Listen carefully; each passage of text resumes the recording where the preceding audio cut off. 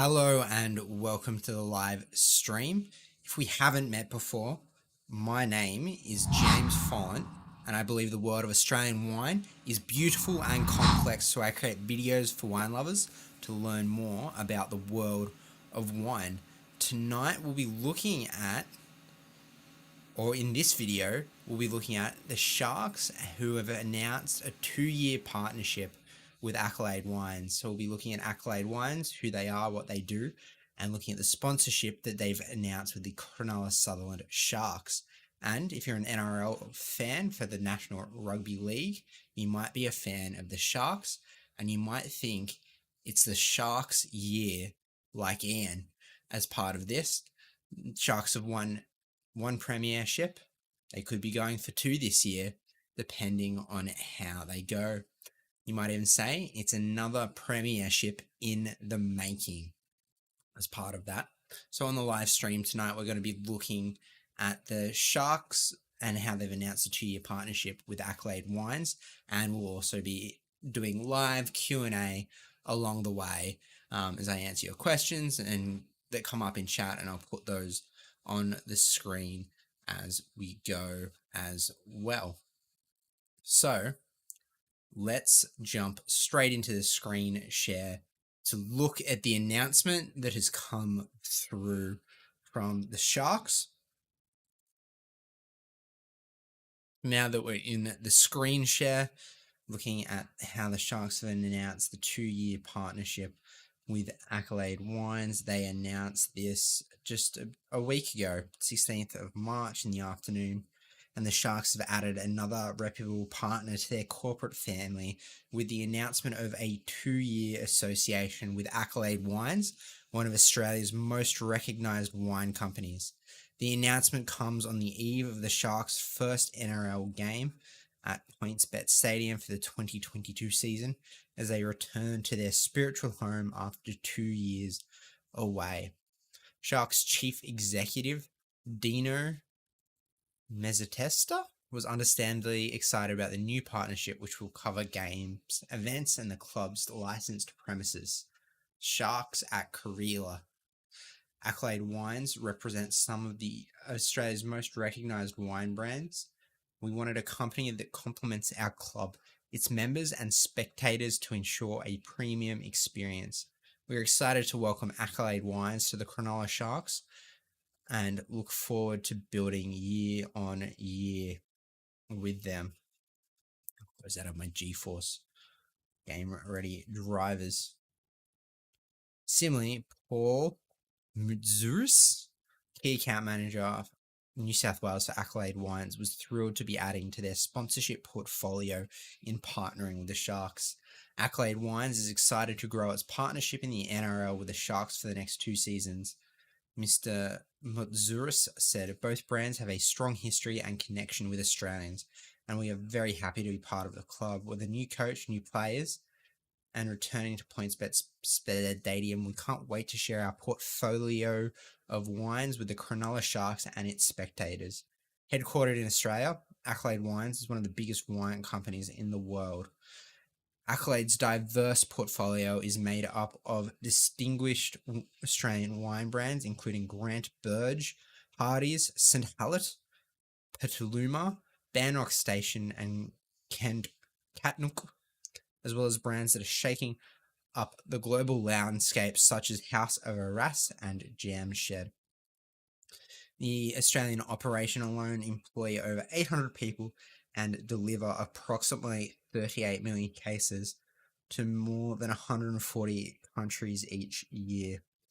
Just 5 days out from their first home game, the Sharks also announced Gemma Catering will be PointsBet Stadium contract caterers for the next 3 seasons. Gemma come to Sharks with vast experience in stadium and event catering. So that's kind of the crux of the announcement, but what are some of those wines that are inside the brand that we know of Accolade Wines? What brands do we recognize? For me, the ones that stand out are Hardy's, Grant Burge, St. Hallett. Petaluma is one I've seen but haven't tried, and House of Arras are probably the top ones there. And then the other ones are a lot less familiar to me from reading through those descriptions, but they do have a variety of brands in their portfolio as part of being Accolade Wines. So let's see if their portfolio helps unpack some of that a little bit more. So out of this, I'd probably highlight St. Hallett, Grant Burge, Hardy's, Arras, and Petaluma as part of that. And they've already got some great bottles highlighted there as part of that. So let me just flick through those as part of this. I was even just looking at a deal that I saw just before I hopped on this call from an email list that I'm subscribed to with Langton's. They had a deal on a magnum of a Petaluma Cabernet blend from 1985 that I was considering, which was really interesting to see. But if we jump into those brands, Hardy's, located in South Australia, Western Australia, Victoria, and Tasmania. Hardy's Wines got a huge range of varietals as part of that wine. I think my brother once gave me he gave me a bottle of the Eileen Hardy Shiraz as a gift, and it was absolutely delicious. And I think that's one of the premium range of wines, the Eileen Hardy Shiraz, as part of that, where in 1853, the Hardy Wine Company started. Just one visionary man, Thomas Hardy, was 20 when he sailed from the English port of Devon for the colony of South Australia in 1850, and only 3 years later he purchased his bankside property on the River Torrens in Adelaide, where he established his first winery. By the time of his death in 1912, he would have been hailed as the father of the South Australian wine industry, having first realised the potential of the now world-renowned region of the McLaren Vale. And through his Tintara winery, built his business into one of the nation's largest winemakers. Over 160 years, 5 generations have withstood 2 world wars, the Great Depression, the vagaries of a harsh climate, and even personal tragedy to create a brand recognized for delivering great Australian wines to the world. And Thomas Hardy's vision is to create wines that will be prized in the markets of the world, is what drives us to continue to push the boundaries of winemaking in the great Australian blending tradition for you to enjoy today. So located all around Australia. The other one that would be worth highlighting is Arras. They are a sparkling wine producer that is gaining traction, reputation for the quality of the wines that they're producing. The philosophy of Arras for sparkling wines is simple: to create world-class sparkling wines. Created by Australia's most awarded sparkling winemaker, Ed Carr, outstanding fruit are sourced across Tasmania's premium cold climate regions. The art of blending sparkling wine is one that can only be mastered by perfecting the craft, patience to allow the wine to mature at its own pace, and the experience to know when it is at its best. This set of wine from Arras in Tasmania is kind of great value, super premium, like ultra premium. They have a huge spectrum of wines from Arras that you can taste, sample, and enjoy. I think you can find it under $50 a bottle at somewhere like Dan Murphy's to look for the Arras sparkling range as part of that. And like, if this is what's going to be served practically as part of the announcement with the Cronulla Sutherland Sharks, the Sharks have entered into this partnership in a way that is going to allow like these kinds of drinks and this quality of beverages to be served, this quality of wines to be served at the club's licensed premises. There is going to be a great update to their wines list. Even if I kind of open a new tab, have a look and see what is on.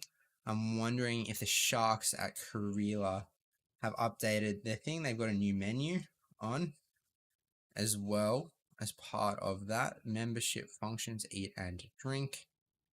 What's on at the Sharks main bar? So this wine list, I'm wondering if, since it's been updated, have they started releasing these new wines as part of the collection here with what's on their wine list? Has it trickled down and trickled through to what is on offer here at that wine bar?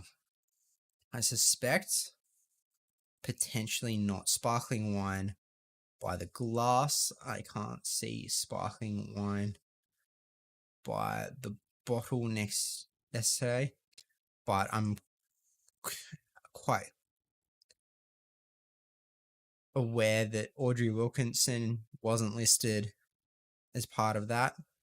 The sparkling by the bottle, short little list there for the Sharks, a Karela wine list. So I suspect Bimbadge and Semyon, it's not a bad wine, but I suspect they're outside of the Accolade Wines group, from what we can see as part of this. So I definitely suspect there is going to be an update of wines coming to Sharks at Karela because of this partnership. But I think there's the Sharks Leagues Club would be the other thing. I think that's sharkies.com.au, and you can address anything to up Cronulla.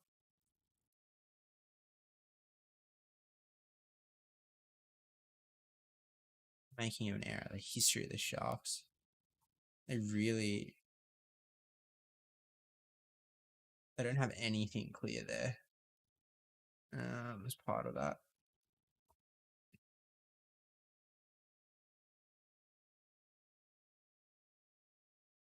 They community more, stadium, contact us, hospitality, Chairman's Club marquee,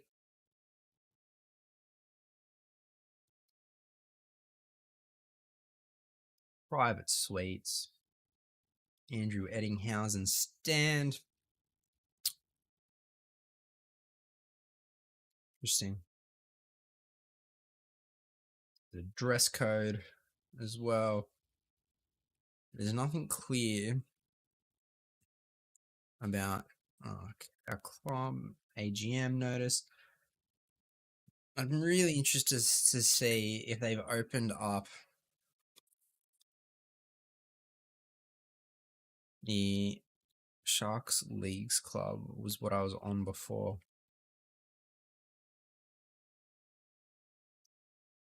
So it looks like they are properly closed at the moment.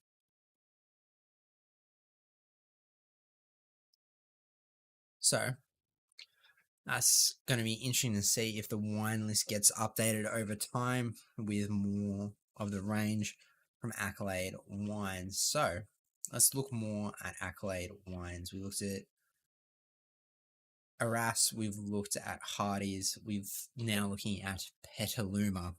So Petaluma was founded in 1976 on the simple belief that to make the best wine, you must plant the right grape varieties in the right regions. So this is our distinguished vineyards philosophy. Cabernet from Coonawarra, Chardonnay from the Adelaide Hills, and Riesling from the Clare Valley remain the basis of the Petaluma range to this day. And we go beyond simply choosing the right region for the right grape variety. We select the individual site that will deliver the best possible outcome. All Petaluma sites have been meticulously chosen based on their aspect, soil, drainage, and rainfall to ensure the ultimate expression with minimal inputs. We tend our vineyards by hand, which is the only way to ensure optimum quality in varied terrain. This approach to picking and pruning is evident in all Petaluma's finished wines. Fruit from all three regions is crushed, vinified, matured, and bottled in our state-of-the-art winery in the Adelaide Hills, which is the beating heart of Petaluma. So quite a broad range there. Chardonnay, Merlot, Cabernet Sauvignon, Riesling, Shiraz, Botrytis, Sparkling, Pinot Gris, Sauvignon Blanc, Malbec, Nebbiolo, Barbera, and Pinot Noir is part of that. So a broad variety going on there. We also have St. Helens. I have at least one bottle of St. Helens in my wine rack now. I think it's a cellar release of the Mighty Ox from the St. Helens from 2013. And St. Helens has warmth, honesty, and integrity as a way of life at St. Helens. The heart of our tight-knit crew are winemakers Stuart Blackwell and Toby Barlow, who exemplify the extensive experience, continuous sense of evolution, and respect that the region underpins St. Helens' rich Barossa heritage. Established by the Linda family in 1944, St. Helens' initial focus was the production of fortified wines. The first vintage of Old Block Shiraz in 1980 and its resulting success accelerated a shift of focus towards the premium wines St. Helens has become renowned for ever since. St. Helens understands the importance of saving old vines and focusing on the key varieties for the Barossa region, particularly Shiraz. The strong long-term relationships with focused and passionate growers gives St. Helens access to the Barossa's most prized vineyards, with some dating back over 100 years. Over time, St. Helens has built up a deep understanding of the rich tapestry of sites and climates in the Barossa, and with it an appreciation of both dedicated growers and quality wines. An unrivaled dedication to preserving the integrity of these individual parcels of fruit has always been the St. Helens philosophy. By tailoring fermentation and maturation to each parcel, we reveal the rich textures, depths, and diversity of Barossa wine. So they're doing a good job.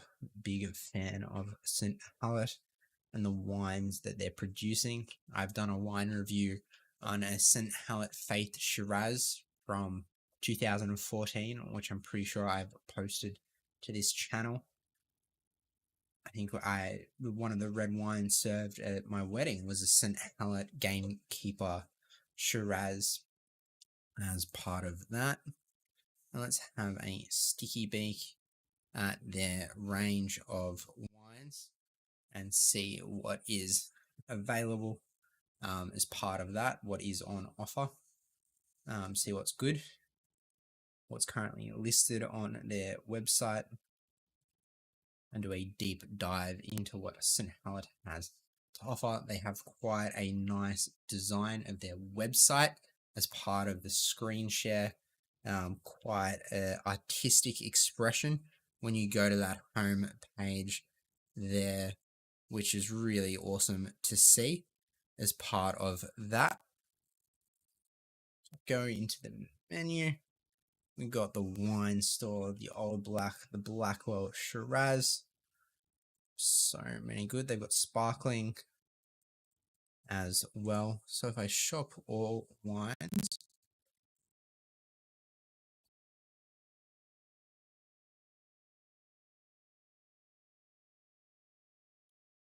must plant in their own rootstock and be more than 50 years old.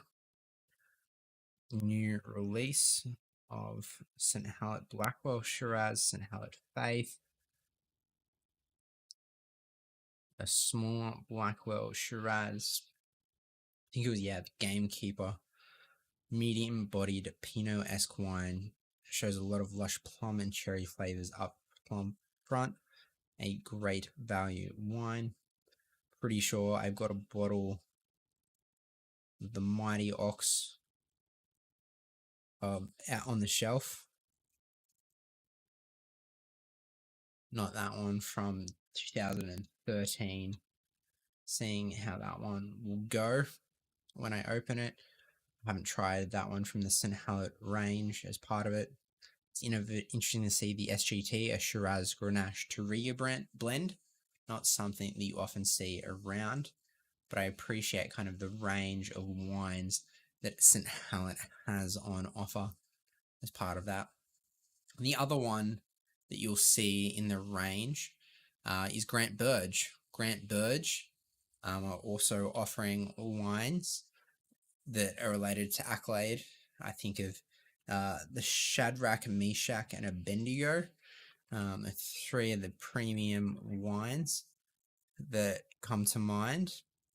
So, Grant Burge is located in the heart of South Australia's Barossa Valley. Grant Burge Wines was formed in 1988 by the Eponymous,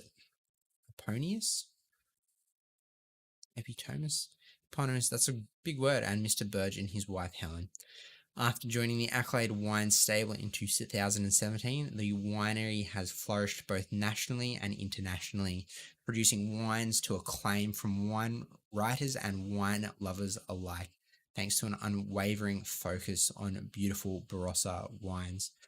Grant Burge's wine-making team is led by Chief Winemaker Craig Stansborough, while he believes that attention to detail is of utmost importance when crafting beautiful Barossa wines. The team is blessed with fantastic fruit that requires polishing and shaping rather than heavy-handed manipulation in the winery. The breadth of the Grant Burge range is wide-ranging, from sparkling and rosé wines to classic Shiraz, Grenache, and fortified wines. However, the winemaking style that links them all is a commitment to enhancing flavor, generosity, and drinkability, as well as big and bold reds for the drinkers who love this style. Grant Burge has also curated a selection of elegant and stylish wines that cater to drinkers who appreciate this style. The versatility of the region is one of its great strengths. The Meshach Shiraz holds an outstanding classification from Langton's, and the Grant Burge Sparkling Pinot Noir Chardonnay non-vintage remains one of the most popular Australian premium sparkling wines, over $20. What drives the entire winemaking team is the hope that Grant Burge wines are enjoyed and shared by family and friends, making memories that will last a lifetime, which is an awesome philosophy going alongside that, supporting what they do as part of their wine-making philosophy. So that caps through the 5 wineries that I was hoping to cover as part of the Accolade Wines brand and what they have to offer coming out of this Sharks announcement of a 2-year partnership with Accolade Wines. It's going to be exciting to see what direction this goes with the way the wines are stocked in the Sharks at Karela, as well as whether or not the Sharkies Leagues Club opens up again after developments are complete, and you start to see these wines on a wine list as part of the Sharks beverage packages and wine lists at different events and venues that they are looking after and are responsible for. So let me know if you have any questions about that, any questions about what's going on with this. Would be keen to hear what you think of this partnership with the Cronulla Sutherland Sharks. Or comment below and let me know what do you think of the Sharks partnership with Accolade Wines? What do you think of the Sharks' partnership with Accolade Wines? Comment below and let me know what you think if you're watching this back on the replay, and I might be able to type back, respond to your question as part of that, but also it might also be inspiration for a future YouTube video, depending on what question you may ask about this partnership and what could happen there. So it's an exciting partnership to see Accolade Wines sponsoring the Sharks. It'll be interesting to see what the ripple effect is. I'm not familiar with many other wine companies sponsoring sports teams like this, so I'd also love people to throw those in the chat or the comments if you've seen those and I've missed them, so I can learn about those as well, because Accolade Wines is one of the first times I've heard about a wine company sponsoring a sports team, so seeing one that is also close to home was exciting to see as part of this process. So I like to try and stream Wednesday evenings at 9 p.m. on various different topics, be able to do a live Q&A for anyone watching along to answer those, often going between the topic for the evening and answering the questions that come up in chat. So I'm based in Sydney, Australia, and I try and stream 9 p.m. Australian Eastern Standard Time as part of that. And question in from Ian. James, mate, just wondering how the new church is going. Going well, settling in, getting to know a new community of people, which is exciting. Sarah and I are loving it there, getting to know new people and make new friends, which is a lot of fun, getting to know them and also getting used to kind of the rhythms and the nuances of the new community that we're a part of. But it is an exciting time for us and our family. So thank you for asking, and it is going well, which is good. We are really enjoying it there. So thank you all for tuning in to the live stream this evening. If you're curious about what I was drinking, what was in my glass, I was drinking a Pinot Noir from Taylor's. Taylor's being part of the first families of Australian wine. I think I've got that acronym right, Australian First Families of Wine. And I was drinking, I think, their 2018 Pinot Noir, sipping on that. Had it in the fridge, which was quite delicious and easy drinking. I made sure I had it chilled as well to try and get that Pinot Noir at just the right temperature as part of that. It'll be, exciting to see what direction that Sharks partnership takes in the future. Might even tempt me to go and see games in person to see what is on the wine list, or if anything makes it onto the wine list as a part of a follow-up to this live stream, potential inspiration for a future video. So I'll have to ponder that one a little bit more, see what the ticket prices are like, see what game times are like, and see what hospitality venues are open as part of this now that the rugby league season has started down in Australia and down under, and see if I can maybe squeeze a game in as part of that. And that helps kind of cap off the screen. So any other questions, feel free to throw them on the chat. I've signed up in my running journey and my fitness goals for part of this year. I've signed up to the Sydney Half Marathon, so planning on running in that, hoping to do a half marathon in under 2 hours. So that's one of the training goals that I have at the moment, putting in work for that, putting in exercise to get some kilometers on the road to build my strength, endurance, and fitness. Because enjoying wine is about enjoying it responsibly. And it's also important to look after your health and well-being whilst you're consuming alcohol responsibly, because it has an impact on your health and well-being if people over consume. So I like to try and balance that by making sure I exercise regularly to look after my body, my health, and my well-being so that I'm in physically good shape, and working on that. We've got the hiccups. So that is one of the goals that I'm working on throughout this year. And that's something that I am training for as part of that. Otherwise, thank you for all tuning in.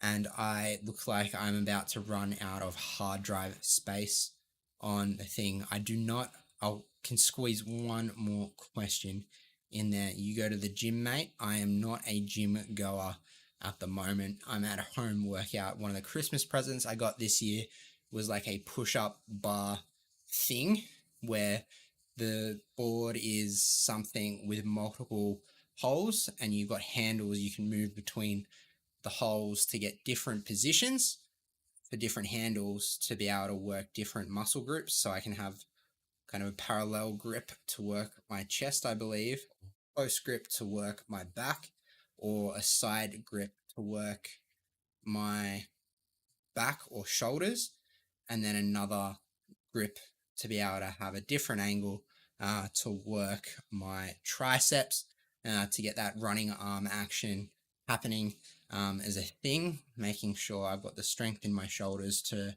move my arms to run well when I hit the road as part of that. It's all part of an experience, which is good fun of exercising, helping grow and develop and build endurance and stamina. But a lot of what I'm doing is just running and doing low and slow workouts, building up. The longest run I've done this year so far is 15 kilometers in one thing, ran 7.5 one way, 7.5 back, and I'm working up to building up to that 21.1 kilometers for a half marathon before I tackle a full marathon in September. And what is my bench? I have not done a bench press since I probably did a gym workout with my brother, who was trying to teach me how to do that proper technique for the bench press. I'd expect to be able to do comfortably over 80 kilograms. As part of that, I probably couldn't do one. I'm about 80 kilograms. I can do a push up, so I'd be able to do 80. I'd probably be pushing 120. I'd be lucky to do 120, doing 1.5 times my current body weight. So I'd say 80 kilograms is what I could probably comfortably do, but I have not done a bench press for a long time. So I don't know what the maximum heavy lift that I could do for one repetition is if my muscles were firing as part of that. But I'm focusing on building lean muscle mass to go off on that tangent. So feel free to kind of drop any other questions in the chat. It doesn't look like my hard drive space has caused the stream to crash, so I will be able to stay on a little bit longer as part of that. Keep the questions coming and I'll answer them as I go as part of that. It's exciting to see the Sharks announce a partnership with Accolade Wines, to see what is in store for that in the future. Will also be part of that experience as well. My plan is to try and stream consistently throughout this year, 9 p.m. Australian Eastern Standard Time, or it's Australian Eastern Daylight Time at the moment, technically, 9 p.m. Sydney, Australia time. Pick a topic. I think next week the plan will be to go through and look at the, I think Dan Murphy's Decoded Awards 2022 have recently been released. So I think that'll be the topic for next week, 9 p.m. Going through the Dan Murphy's Decoded Wine Awards, giving my kind of feedback and commentary on those to see what I think of what was awarded, what my picks might be if I was to go pick up a bottle from there. So stay tuned for that for next week on the stream, 9 p.m, looking at the Decoded Wine Awards by Dan Murphy's from 2022.